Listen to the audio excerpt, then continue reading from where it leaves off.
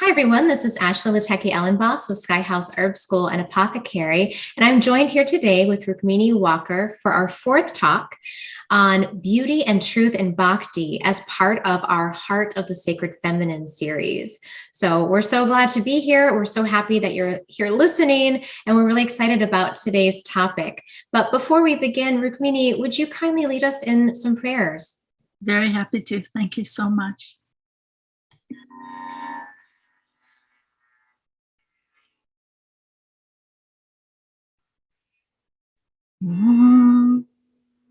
Vajyanatimarandasya Yananjana Salakaya Chaksim Militam Yeni Tasmai Shri Gurave Namaha Nama Om Vishnu Padaya Krishna Prestaya Bhutale Srimate Bhakti Vedanta Swamini Namane Namaste Saraswate Deve Gauravani Pracharini Nirvishesha Shunyavadi Paschatya Deshatarini Jai Shri Krishna Chaitanya Prabhu Nityananda Shri Advaita Gadadhar Shivasadi Gaura Bhaktivinoda Hare Krishna Krishna Krishna Hare Hare Hare Rama, Hare Rama, Rama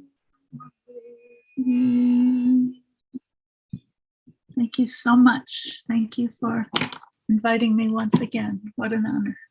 Oh, and what a delight. I love our time together. So thank you for coming back. And I know today's topic is one of particular fondness for you. So I think our listeners will be in for quite a treat. Very good. So let's talk a little bit, start us off with how does the bhakta or the practitioner of bhakti, how do they view beauty? And is beauty a part of this path? Thank you so much. As you said, I really love this question. To begin, I wanted to share that one bhakti saint has said that beauty is the splendor of the true. Beauty is the splendor of the true. So I think that really sends us to the topic of truth and beauty, which I think is so, it's so interesting because it's been pondered by poets over the centuries, When I first met my guru, I was 16 years old, and he told me, he said, "You are a beautiful girl. Now become more beautiful within also." So this was a beautiful first instruction. And you're beautiful now, but that beauty will fade. So delve deeply into your heart to uncover the real beauty that does not fade. Beauty attracts us, right? Like a beautiful woman walks into a room and all eyes turn, both the women and the men, right? Or a beautiful sunset, we're just riveted, right? Or even a particularly stunning flower. So, when I think of this topic, beauty and truth and beauty, I think of the poem by John Keats, where he says, "Beauty is truth, truth beauty. That is all you know on earth and all you need to know. A thing of beauty is a joy forever." But then I always think, but really, is it really forever? So poets talk about this, poets write about this. And I think this is our human dilemma, that, is every beauty that I love, is it fleeting and erased in time? And is nature just relentless and obliterating every human beauty or even any natural beauty at death? So I think bhakti is about uncovering the inner beauty that does not fade away. We need to pause. I think we need to pause, which we don't do as adults, right? We think, oh, I'm so busy. I don't have time to pause. But we need to pause to honor the ephemeral and the momentary beauty to honor it and recognize recognize it and recognize its source. Like I drink water and I need to pause and think, yes, Krishna is the taste of water, to honor that sacred source, So, I think of a flower, what could be more temporary, what more ephemeral than a flower? But yet if we take that flower and offer it back to its source, here, my dear beloved Lord, by any name, we say Krishna on the path of bhakti. If you don't love the name Krishna, you can say your source to any name. But I offer that flower back to its source. And then what happens is there's this mystical transformation that temporary ephemeral flower takes on an eternal quality.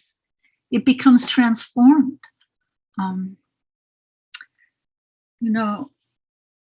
So yeah, there's beauty in the self waiting for us to uncover it, and it doesn't fade. And there is truth beyond all relative truth.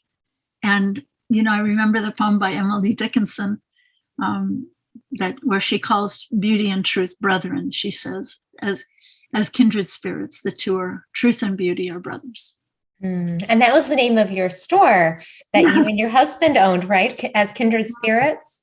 Yes, we had a store for 25 years in the metropolitan DC area. We had 3 locations. And then my son Gauravani took that name and named his band as Kindred Spirits. So if you look on Spotify, you can find some beautiful music under that name as Kindred Spirits. So you could say that truth and beauty embrace as Radha and Krishna, the lover and the beloved, and they are love personified.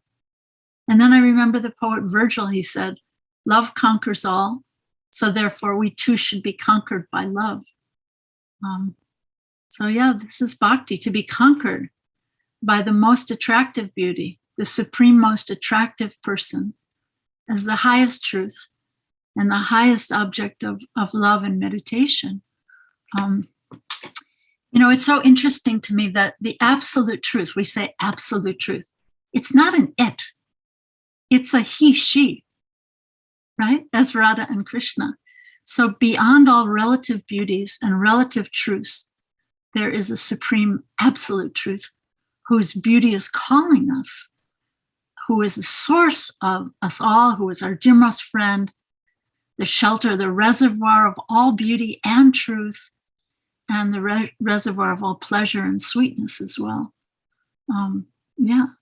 That's so, there's something too, when you were speaking, that beauty kind of leads us to truth. It's like truth helps us to see the beauty in things, and that, it is this ephemeral thing. But on the other side, truth helps us to see beauty, but beauty, I'm just, my mind is going back and forth between how linked they really are, how you can really look around and see beauty, and that helps you to understand what truth is. And when you see and you come across something that is very truthful, that's something that is very true, there is an inherent beauty in it as well. Yes, and it's so interesting that when we see beauty, it just rivets the eye, it draws us, and then we want to, so often we want to preserve it. We want to take that butterfly, stick a pin in it and put it in a glass bottle or hang it on a wall. No, but that ephemeral nature of beauty. And because we are eternal, we long for that eternality, and we want the ephemeral to be eternal. We feel cheated almost when the beauty is ephemeral, like, in our bodies and in our lives, or everything we try to hold on to, why, right? Yeah. And that leads to the next question about aging. I think in the West, we want, there's this pressure that, especially as women, we have to be the ephemeral flower of the maiden, eternally the maiden. And this is just so heartbreaking, because we're not the maiden forever. The body ages and changes through these different stages. So So can you speak to us about aging, and how does Bhakti maybe give us some clues of how we might move through this? Yeah, such an important question. You know, I agree with you that we have such a youth-obsessed culture, and with an unattainable ideal of perfect thinness and shape with all the nips and tucks. And you know, we all know how women's bodies have been objectified over the centuries. And you know, personally, I'm very happy to see a shift in acceptance, that we're starting to see models of normal sizes in diverse from diverse backgrounds. So I think that's a really positive step. But let's face it, you know, the luminous shining of the joyous self within, that's what's animating the body, and that illumines and beautifies us from within to without. And the body is reflecting the light and the beauty from within us.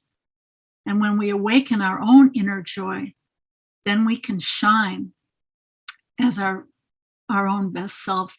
So I think of you, Ashley. I have to say that I think of you because you're a beautiful woman, you know, but your beauty is coming. I mean, of course, you're beautiful within and without, but your beauty is shining from your joy within. And I think, you know, your beauty is not a catwalk beauty where there's this face of arrogance and disdain and superiority, which, you know, do I really want to be that? Would I want my daughter or someone I love to be that kind of beauty with that kind of disdain and arrogance? No.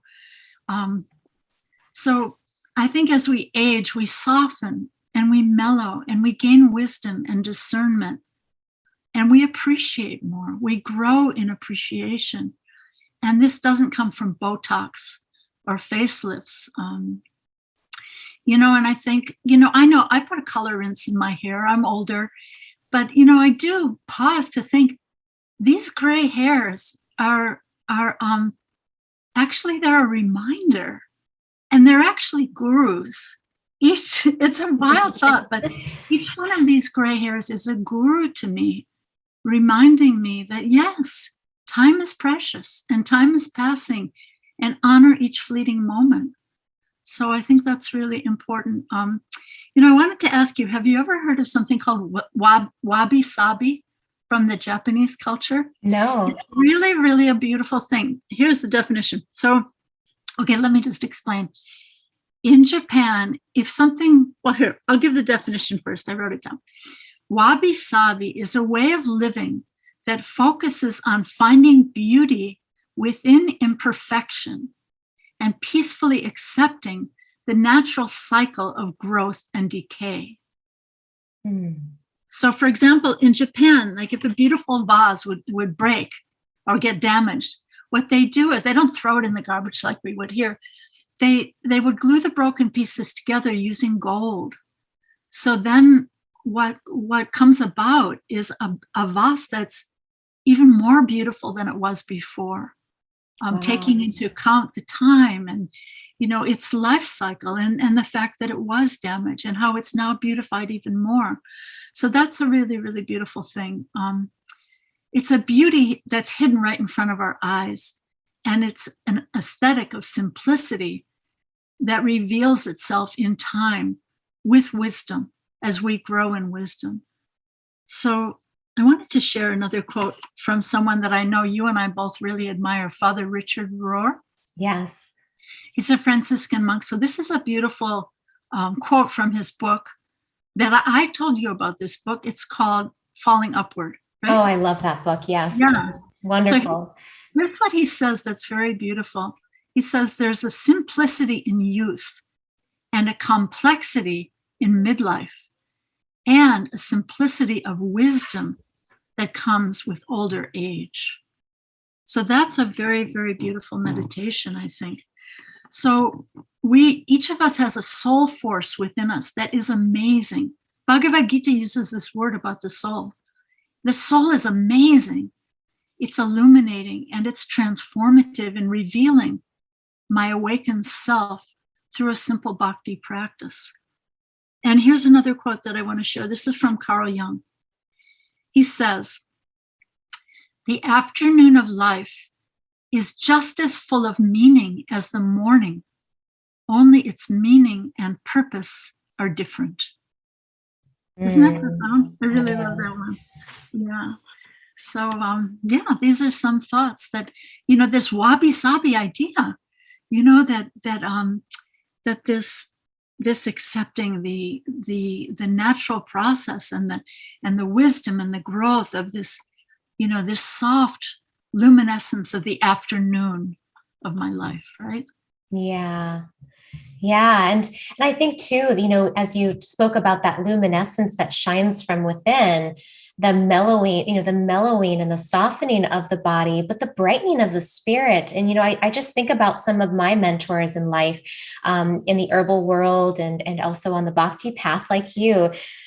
There's this luminosity that is just, it's a radiance that shines through. And, a lot of those people, I don't even consider their age. I mean, obviously I can see their bodies, but there's something that is so vital that transcends their age. And so there's this way that I can connect with the spirit of the person when they're really showing up in that brightness. That's so beautiful. It's almost like a coming full circle, because I think of our talks about your wonderful grandmother who you love so much. So there's this beautiful childlike quality in that wisdom when, Carl Jung also talks about how youth can be very enthusiastic, but also can be very fanatical. And people, when they're older, can be very wise, but they can also become cynical. So he talks about how the youth and the older person have to come together, and those best qualities come out. But I think there is a natural childlike quality to someone who is illumined by the spirit, whether they're young or whether they're older. That childlike quality is really prevalent in wisdom, I think. Yeah. So let's talk a little bit about adornment and how we can apply these teachings of beauty in our lives. Because I think as a woman, one of the things that I love dressing with scarves, and I like pretty jewelry. And maybe it's my double Taurus. I'm a Taurus sun and moon. And my husband, Achyuta, always says, well, of course, that you're Venus ruled. But I think a lot of us, who embody the feminine, whether we were born that way or we chose to really embody that in this lifetime, that there's just this desire for adornment. So could you speak a little bit to that and that desire, and how does that play into bhakti? It's interesting when we think of the history of feminism. This has all come out in the second and third waves of feminism, right? We don't want to be men. We don't want to imitate men. We want to be our own best true selves, and that femininity is so sacred and so beautiful. So there's a metaphor that I want to share with you that's actually given in the Bhakti texts. Let me explain it slowly because it's a little bit subtle. So when I look in a mirror and I put on eyeliner or mascara, I'm decorating my eye, but my reflection in the mirror is also decorated, right? Mm-hmm. So my eyes are decorated, but my reflection is also decorated. So the point of the metaphor is that the body is a reflection of the authentic self. And as I cultivate that inner authentic self through a practice of bhakti, my reflected self, my mirror self, also becomes beautified. So I find that really, really beautiful. And so that's, as I think instead of working from the outside in bhakti, we want to work from the inside out. That my inner self becomes beautified, my outer self becomes beautified, and the world around me becomes beautified. Even the people in my life that I choose to share my life with, everything becomes, as they say, the rising tide lifts all ships, right? The rising tide lifts all ships. So when I, sharpen the awakening of my inner self, then everything becomes beautified and illuminated and uplifted and more joyous, I think. Yeah, that's so, and one thing that that you said in one of our earlier talks was a tip you gave for doing japa, which was imagining each japa bead as a flower, and or as like a seed, and it's like blossoming into a flower as you chant. And but that has to start from inside, so you have to have that intention, and then it beautifies the practice too. So, and then when you do that practice, that beautiful practice, then makes you feel even more beautiful because you've got this image. So it's this very beautiful reciprocal, the reflection of the practice coming back to you, and then you intensifying the intention of your practice. That was just an image that has been so helpful for me. And yeah, I come out of my japa feeling like a flower. Oh, that's so beautiful. That's so beautiful. And yeah, each bead, each mantra that I chant is offered like a flower at the feet of divinity. And then each person that I might share these thoughts of bhakti with are also flowers that are offered to the feet of divinity. And you just reminded me when you were speaking about this is the image of Radha and Krishna when she beautifies herself to be beautiful for Krishna. And when Krishna sees her, he becomes more beautiful. And then seeing him so happy, she becomes more beautiful. So it's this like infinite cycle of beauty increasing beauty, and beauty loving beauty, and beauty attraction becoming attracted and more attractive. And love is around. It just keeps going around. Beautiful. Yeah. So maybe, I know in a lot of the scriptures, you've read a little bit for us from different texts before. Are there any favorite songs or passages that you might share that speak to this topic of beauty? Yeah, let me do that. Yeah, Radha, Sri Radha decorates herself for the pleasure of Krishna, and her divine spiritual body belongs to him. So her beauty is that she uplifts others. She uplifts all others, and her love has no pride. So, yeah, I just wanted to say that I want to share about Sri Radha, but I wanted to say a couple of other things, that kindness is beautiful and compassion is beautiful. And I want to read something to you from Elizabeth Kubler-Ross, which I think is really interesting. She says, "The most beautiful people we have known are those who have known defeat, known suffering, known struggle, known loss, and have found their way out of the depths.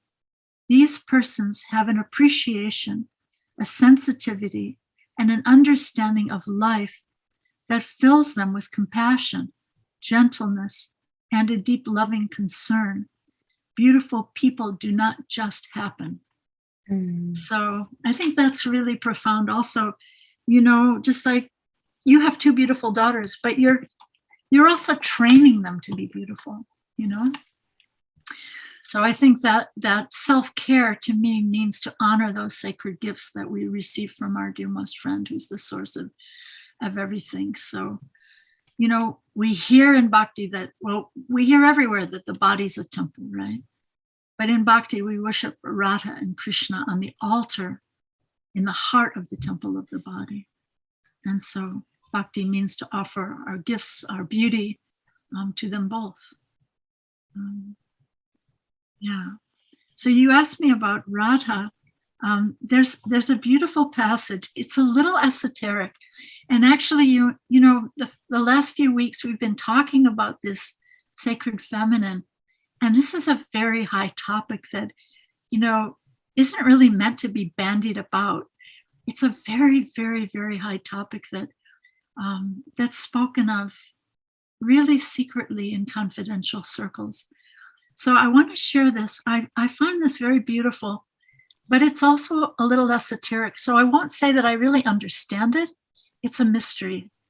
I love it, but it's also a mystery, but I also want to share it. So Yeah, you know, in one place, the author of the Chaitanya Charitamrita, Krishnadas Kaviraj Goswami, he says something really beautiful. He says, you know, I shouldn't really be speaking about these things publicly. But the fact is that those people who don't understand them or don't care about them won't understand anyway. I'm just going to go ahead. So let me share this. It's profound, I think. So it's about Radharani and her beauty. So Radharani bathes her transcendental body 3 times. First, in the water of mercy. Second, in the water of youthful beauty. And third, in the water of youthful luster. After she bathes 3 times in that way, her body is covered with shining garments and decorated with her personal beauty, which is compared to cosmetics. Thus, her beauty constitutes the highest artistry. Her body is also decorated with the ornaments of spiritual ecstasy, trembling, shedding of tears, perspiring, choking of the voice, cessation of all bodily functions due to transcendental pleasure, standing up of the bodily hairs, changing of bodily color, and madness. The decorative transcendental pleasure potency manifests 9 symptoms. 5 of these are manifested by the expansion of Radharani's personal beauty, which is adorned with garlands of flowers. Her patient calmness is compared to a covering of cloths, which have been cleansed by camphor. Her confidential agony for Krishna is the knot in her hair, and the mark of tilak on her forehead is her good fortune. Radharani's sense of hearing is eternally fixed on Krishna's name and fame. Chewing betel nuts makes one's lips reddish. Similarly, Radharani's complete attachment to Krishna has blackened the borders of her eyes. This darkness might be compared to ointment produced by Radha's joking with Krishna. Radharani's smile is just like the taste of camphor. The garland of separation moves on her body when she lies down on the bed of pride within the room of aroma. Her breasts are covered by the blouse of anger born of her ecstatic affection for Krishna. Her reputation as the best of all of Krishna's girlfriends is the stringed instrument she plays. When Krishna stands in his youthful posture, she puts her hand on his shoulder. Although she possesses so many transcendental qualities, she is still always engaged in the service of Krishna. Wow. Yeah, that is big. Oh, wow. So that's so beautiful, you know. Yeah, you know, bhakti is about an offering of the heart. It's about a softening of the heart. And we come to know our pure self, and our heart is softened as we come in contact with the soul of our soul, the supreme soul, and the perfect object of love. You know, and this is, I'd say, this is the victory of the awakened self in truth and beauty.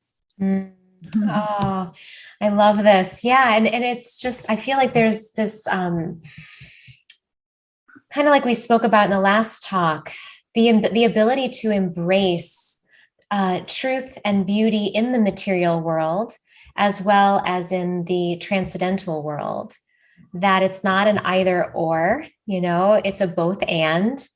Yeah. And as you were reading that, and, you know, all of the different features of Radharani and all of these things that make her beautiful, it reminded me of a book that I was reading called Awakening Radha. And the woman had visited a temple for Radharani in India. And she was surprised because on the altar, you know, there was, you know, roses and rose water and flowers. And then there was a bottle of red nail polish. And she thought, this is not right. Like, what is this blasphemous? Is, somebody must have left it here on accident. And she inquired, and no, this is not any normal nail polish. This is nail polish for Radha Rani. It has been blessed. It has been transformed. This is transcendental, spiritual nail polish. And, as she sat with that, she started to really she was like, whoa. And it completely transformed her orientation. Yes, that's so beautiful. Yes, offer the temporary and it regains its eternal quality. So, when I was hearing you say that, I was thinking how, like all the reflections in nature, like Radharani's color is described to be like stationary lightning, like lightning in a cloud, or Krishna also wears that color. So all these things that we see in nature are supposed to help us pause to remember their source. Like sometimes when it would be raining, my guru Prabhupada would say, oh, this is the gopis crying for Krishna. Mm. So, so many things in nature can remind us. So again, that circular, beautiful love, one reflecting the other. It's really, really nice. I have another song to share. It's I was just going to say it in the English translation. Is that all right? Absolutely, please. Okay. This is a song about Radha and Krishna by the poet Narottam Das. And I think to me this song speaks about the beauty and truth of their mercy to us. So I wanted to share this. It says, O Radha, O Krishna, you are both full of transcendental mellows, which means rasa. Rasa is transcendental mellows, the sweetness of relationship. So charming and so kind-hearted and merciful. I am offering this prayer before you and praying that you may glance mercifully upon me. O dark complexion Krishna, O moon of Gokula, and the beloved of the gopis, O golden Radha, the crown jewel among all of Krishna's dearest ones. Only when I hear and chant your transcendental names does my heart become pacified. You are well known throughout the three worlds for being so merciful to the fallen and distressed souls. When I hear about your glories from saintly persons, I eagerly surrendered myself to you. Now, if you ignore me, what will I do? I have no other place to go. Again and again I repeat, O Radha, all glories to you. O Krishna, all glories to you. Narottam Das folds his hands, placing them on his forehead and falling to the ground like a stick before you, and prays, please fulfill my innermost heart's desire.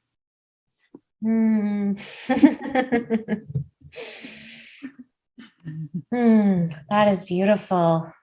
Oh, golden Radha, the crown jewel among all of Krishna's dearest ones. It's just, the poetry in this, as you were saying before, this path of bhakti it speaks to the inner poet because, I think, again, we're all longing for how do we hold on to this beauty and truth that is us, that we are. And this path just again and again leads us to the well. Yes. And this reciprocation, it's really interesting because men on the path of bhakti also aspire to take on a feminine form, to reciprocate with Krishna in feminine ways, in truth and beauty. So that's something very esoteric also that shouldn't just be thrown out, but it's very sacred and precious to aspire for that truth and beauty to become blossoming and blooming within us. Yeah, and on our next talk, we're planning for March, we'll be talking about Lord Chaitanya, which is exactly this merging together of the divine feminine masculine in a form that It's very complex, and I'm still like my maybe you could speak a little bit to Lord Chaitanya and how he is sort of the embodiment of the feminine adoring the masculine. Could you speak just a little bit as maybe a sneak peek to our next talk? Yes, because Krishna, he's the supreme person, right? He knows everything, but still he doesn't know the extent of Radharani's love. He doesn't know the happiness she feels by loving him. He doesn't understand the sweetness of her love. So it's described that he comes with her being covered by her complexion, and I'll share more about this next time. I'll share some beautiful things that I love. So he comes in the mood of Radha, in the color, with her complexion and her mood, in order to taste her love. And as he's doing that, he teaches and shares with the world the holy name of Radha and Krishna combined, the Hare Krishna mantra. So very beautiful. Yeah, very beautiful. And I think it's going to be a really nice, this next talk is going to kind of conclude the kind of the main heart of our talks for this particular series. And then we're going to have a live Q&A session on Thursday, April 14th at 2 p.m. And we'll send out more information in our newsletters and in Achuta's newsletter as well for that. So I think it's talking about Lord Chaitanya because his appearance day is going to be in March, shortly after. Is that right? Yes, that's right. Yeah. So we will talk more about Lord Chaitanya, and then we invite you to bring your questions for a live Q&A. If you can't make the live Q&A, you can email them to me at info@skyhouseherbs.com, and I will compile them. You can also add your questions into the comments section on any of the platforms that we use, and we'll make sure to add those in as well. So thank you so much, Rukmini, for this time together and for speaking to us. And I see you've got Bhakti Shakti in your hand. Yes, can you talk a little bit about this new book that just came out? Yes, we're all so excited about this new book by my god sister, Pranada Kamtwa. And she's written this beautiful book called Bhakti Shakti, Goddess of Divine Love. So look at the cover, look how beautiful. Can you so see? Beautiful. So beautiful. So yes, she's come out with this new book, and this book also has its own theme song that you can also download. Yes, so we can talk more about this book, but please order this book. It's available now from Amazon, Bhakti Shakti. And definitely listen to the theme song that goes along with it. Beautiful. Thank you. Yeah, and I know you can go to her website as well, and you can listen to the theme song. And she had an opening event, a book launch event that both Rukmini and I attended, and the music was played there as well. So you can listen to that if you want to hear her reflect on how she came up with the cover and her journey in writing this book, which I thought was just really, really beautiful to listen to. Wonderful. Thank you so much. Thank you so much, Rukmini. Thank you all for watching and listening, and we will see you again next month. All right. Hare Krishna. Hare Krishna. Thank you so much.